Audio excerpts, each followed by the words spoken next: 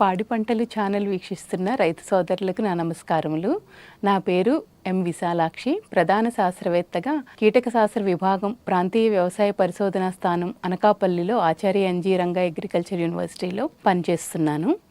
ఈరోజు జీవ రసాయనాలు, చీడపీడల నివారణలో వాటి ప్రాముఖ్యత గురించి చెప్పుకుందాము. జీవరసాయనాలలో నులిపురుగులు ఆధారిత జీవరసాయనాలు. ఈ నులిపురుగుల ఆధారిత జీవరసాయనాలు పొడి రూపంలో లభ్యమవుతూ ఉంటాయి. ఇవి ముఖ్యంగా నేలలో ఆశించేటటువంటి చెదలకి, వేరుపురుగు నివారణకు ఉపయోగించుకోవచ్చు. అదే చెరుకులో, వేరుశనగలో వేరుపురుగులు ఆశిస్తూ ఉంటాయి. ఉద్యాన పంటల్లో చెదల్ని చూస్తూ ఉంటాము.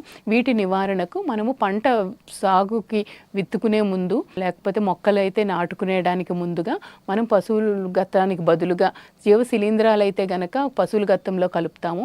అదే ఇది నులిపురుగుల జీవరసాయనాలు అయితే కనుక తడి ఇసుకలో కలుపుకొని ఒక 5 కేజీల నులిపురుగుల ఆధారిత జీవరసాయనాన్ని ఒక 60 కేజీలు ఇసుకలో కలిపేసుకొని ఒక ఎకరా పొలంలో సాళ్ళలో వేసుకున్నట్లయితే గనక ఇది ఎకరా పొలంలో ఉన్నటువంటి ఈ భూమిలో ఉండేటటువంటి వేరుపురుగుని కానీ చెదలను కానీ నిర్మూలిస్తూ ఉంటాయి. అంతేకాకుండా వీటిని నీటిలో కలుపుకొని కూడా, అంటే ఒక 10 గ్రాములు నులిపురుగుల ఆధారిత జీవరసాయనాన్ని లీటర్ నీటిలో కలుపుకొని కూడా పిచికారీ చేసుకోవడం వలన కూడా మన మొక్కజొన్న లాంటి పంటలో కత్తెర పురుగును, అలాగే వరిలో ఆకుముడత పురుగులను కూడా మనం సమర్థవంతంగా కంట్రోల్ చేసుకోవచ్చు. వీటిలో ముఖ్యంగా హెట్రోరాబ్డేటిస్ ఇండికా అని, అలాగే స్టీనర్నిమా అని 2 రకాలైనటువంటి నులిపురుగుల జీవరసాయనాలు కూడా మనకి మార్కెట్లో లభ్యమవుతూ ఉన్నాయి.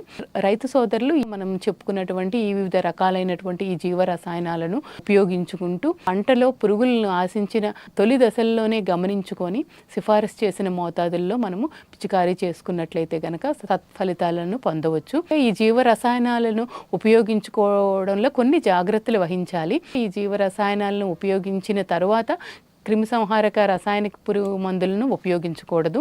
ఈ జీవ రసాయనాలను రసాయనిక మందులతో కలిపి కూడా పిచికారీ చేయకూడదు. పిచికారీ చేసేటప్పుడు కూడా కొంచెం చల్లని వాతావరణము, సాయంత్రం వేళల్లో పిచికారీ చేసుకున్నట్లయితే కనుక ఈ జీవ రసాయనాలు మంచి ఫలితాలను ఇస్తూ ఉంటాయి.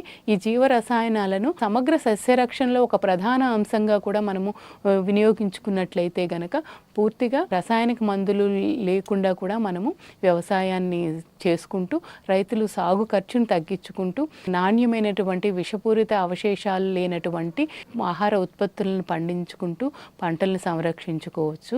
ఈ విధమైనటువంటి జీవ నియంత్రణ పద్ధతుల ద్వారా సస్యరక్షణని చేపట్టాలని, ఇటువంటి జీవ రసాయనాలను కూడా ఎక్కువగా పురుగు మందులకు ప్రత్యామ్నాయంగా వాడుకోవాలని కూడా విజ్ఞప్తి చేస్తున్నాము.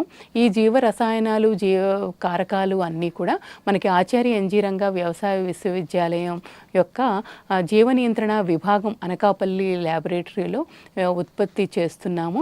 అవి రైతులకు కూడా మనము అందుబాటులోకి కొంత ప్రైస్ పెట్టి రైతులకు కూడా మనము లభ్యమయ్యేట్టు చేస్తున్నాము.